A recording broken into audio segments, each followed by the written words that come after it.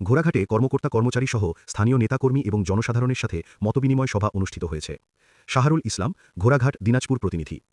২১ ফেব্রুয়ারি বিকালে দিনাজপুরের ঘোড়াঘাট উপজেলা কর্মকর্তা কর্মচারী সহ স্থানীয় নেতাকর্মী এবং জনসাধারণের সাথে মতবিনিময় করেন দিনাজপুর ৬ আসনের সমাজকল্যাণ এবং মহিলা ও শিশু বিষয়ক মন্ত্রী আবু জাফর ড AZM জাহিদ হোসেন।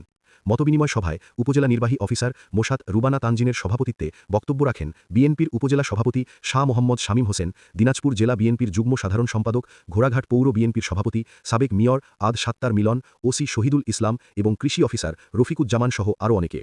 এর আগে স্থানীয় বিএনপির নেতাকর্মীদের সাথে রাস্তায় তাদের সাথে কুশলাদি বিনিময় করেন।